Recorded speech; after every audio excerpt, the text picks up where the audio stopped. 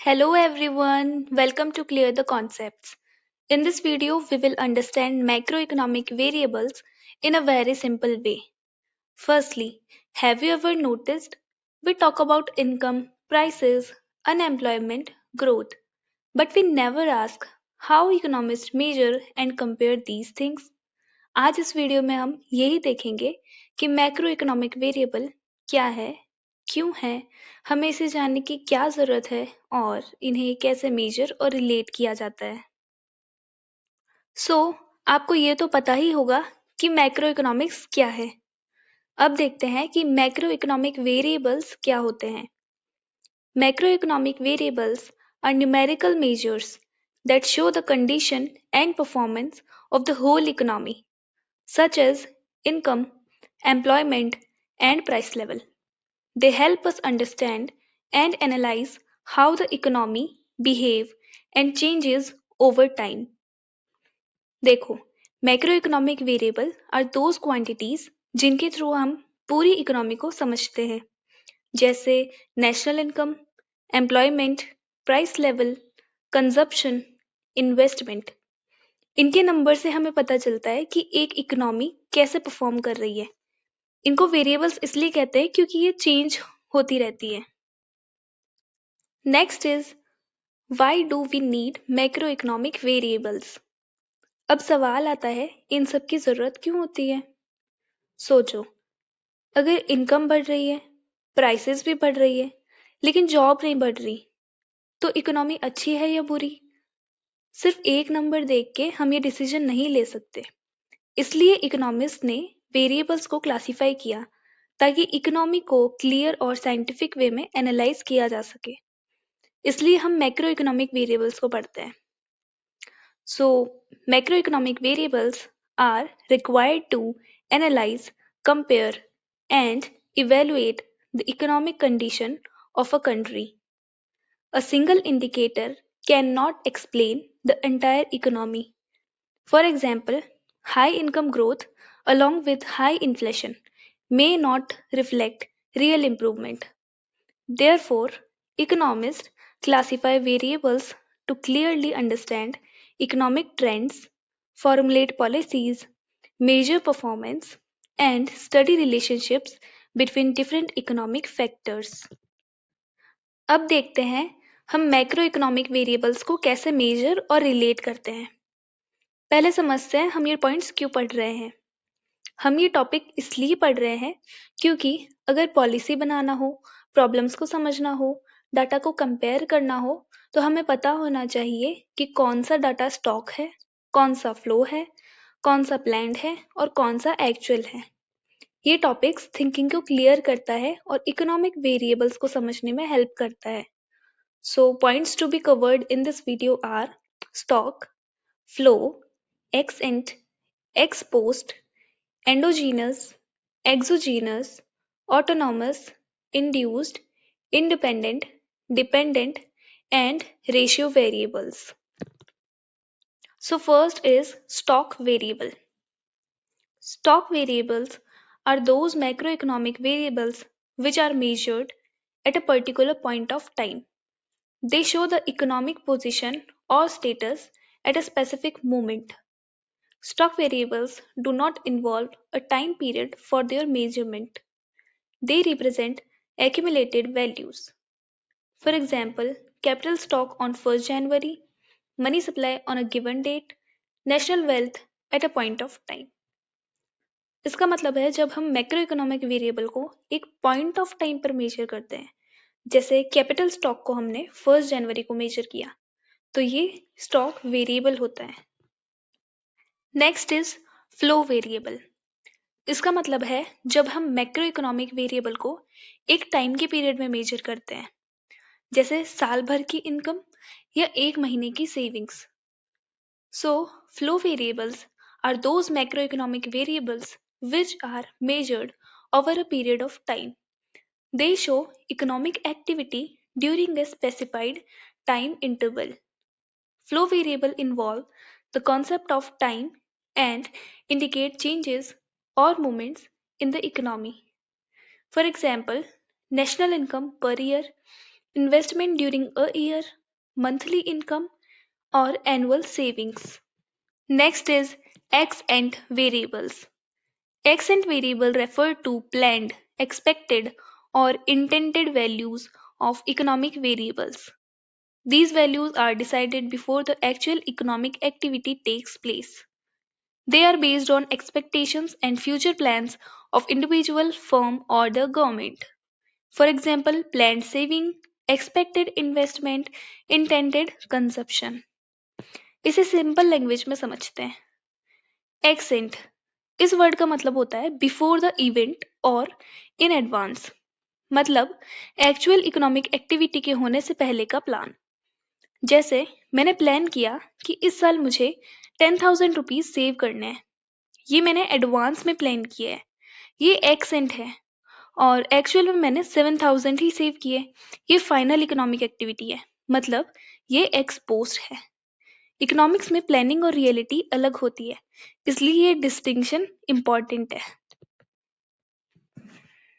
X post variable. X post variable का मतलब है actual result. Ex post variable refer to actual or realized values of economic variables. These values are known only after economic activity has occurred. They show the real outcome of economic plans. For example, actual saving, actual investment, realized income. Next is endogenous variables. Endogenous matlab within the economy. Endogenous variables are those variables which are determined within the economic system. Their values depend on the internal functioning and relationships of the economy. Changes in one endogenous variable affect other endogenous variables. For example, income, output, consumption, employment. Endogenous variable वो होते हैं जो economy के अंदर decide होते हैं, जैसे income, consumption, employment. ये वेरिएबल इकोनॉमी के अपने सिस्टम पर डिपेंड करते हैं. ये तब चेंज होते हैं जब इकोनॉमी के अंदर कोई चेंज आता है. Next is exogenous variables. ये वो होते हैं जो इकोनॉमी के बाहर से आते हैं. इकोनॉमी का इस पर बिल्कुल कंट्रोल नहीं होता, लेकिन ये इकोनॉमी को अफेक्ट जरूर करते हैं, जैसे गवर्नमेंट के डिसीजन या कोई नेचुरल डिजास्टर. इन सब में इकोनॉमी के रूल कोई काम नहीं आते, इसलिए इनको एक्सोजीनस वेरिएबल कहते हैं. Exogenous variables are those variables which are determined outside the economic system. The economy does not control their values, but they influence economic outcomes. These variables are taken as given in economic analysis. For example, government policies, technological changes, or natural factors. Next is autonomous variables. Autonomous variables are those variables which do not depend on the level of income. Their value remains unchanged even when income is zero. These variables are influenced by external or independent factors. For example, autonomous consumption, government, expenditure. अब इसे simple way में समझते हैं. Autonomous word का मतलब होता है खुद से, इंडिपेंडेंट, बिना किसी और पर डिपेंड किए. ये वो खर्च होता है जो इनकम पर डिपेंड नहीं करता. इनकम जीरो हो तब भी ये एग्जिस्ट करता है, जैसे basic food, clothes, shelter, basic investment for survival और गवर्नमेंट एक्सपेंडिचर. इसमें गवर्नमेंट एक्सपेंडिचर इसलिए इंक्लूड है क्योंकि ये नेशनल इनकम पर डिपेंड नहीं करता. गवर्नमेंट पहले से ही डिसाइड करती है कि रोड्स, स्कूल्स, डिफेंस पर कितना खर्चा करना है, चाहे इनकम कम हो या ज्यादा. गवर्नमेंट अपना प्लान्ड एक्सपेंडिचर करती है, मतलब गवर्नमेंट पहले प्लान बनाती है, इनकम बाद में एडजस्ट होती है. Next is induced variable. Induced word का मतलब होता है किसी चीज की वजह से बदलना या प्रभावित होना. ये वेरिएबल वो होता है जो इनकम के साथ बदलता है. इनकम बढ़ेगी तो ये बढ़ेगा, इनकम घटेगी तो ये भी घटेगा. इसको इंड्यूस्ड इसलिए कहते हैं क्योंकि इनकम इसको इन्फ्लुएंस करती है, जैसे induced consumption, extra spending when income increases. इसको एक एग्जाम्पल से देखते हैं। सोचो किसी पर्सन की इनकम 10,000 से 20,000 हो जाती है, तो उसके कंजप्शन में क्या क्या चेंजेस आएंगे? वो सिर्फ बेसिक चीजें ही नहीं बल्कि एक्स्ट्रा चीजें भी खरीदेगा, जैसे बेटर फूड, क्लोथ्स, ट्रैवल। इसमें क्या हुआ? इनकम पर ही तो कंजप्शन डिपेंडेंट है। इसके साथ में इन्वेस्टमेंट और सेविंग भी इंड्यूस्ड ही होते हैं। So, induced variable are those variable which depend on the level of income. They change directly with change in income. When income increases, induced variable increase, and when income decreases, they decrease. For example, induced consumption, induced investment. Next is independent variables. Independent variables are those which act as cause in an economic relationship. They influence other variables but are not influenced by them within the given relationship. For example, income, when consumption depends on income. इसे simple way में समझते हैं। Independent variable वो होता है जो खुद तो चेंज होता ही है, साथ में दूसरे वेरिएबल पर भी इफेक्ट डालता है, लेकिन ये किसी और पर डिपेंड नहीं करता, ये इंडिपेंडेंट होता है। एक एग्जाम्पल से समझते हैं, जैसे इनकम। सोचो इनकम बढ़ जाती है, जैसे ही इनकम बढ़ती है कंजप्शन, सेविंग और इन्वेस्टमेंट भी बढ़ जाते हैं। यहाँ इनकम खुद चेंज हो रही है, बाकी चीजें इनकम की वजह से चेंज हो रही है। यहाँ इनकम को इंडिपेंडेंट वेरिएबल कहेंगे। Next is dependent variable. Dependent variable वो होते हैं जो किसी दूसरे वेरिएबल पर डिपेंड करते हैं। ये खुद से चेंज नहीं होते बल्कि इंडिपेंडेंट वेरिएबल के चेंज होने पर डिपेंड करते हैं। एग्जाम्पल से समझो। सोचो इनकम बढ़ जाती है, जैसे ही इनकम बढ़ती है कंजप्शन भी बढ़ जाता है। यहाँ कंजप्शन खुद से डिसाइड नहीं हो रहा, ये इनकम पर डिपेंड कर रहा है, इसलिए कंजप्शन को डिपेंडेंट वेरिएबल बोलेंगे। So dependent variable are those variable which act as an effect in economic relationship. Their value changes due to changes in independent variables. For example, consumption, which depends on income. Next is ratio variables. Ratio variables are obtained by expressing one macroeconomic variable as a ratio of another variable. They are used to analyze relative performance rather than absolute values.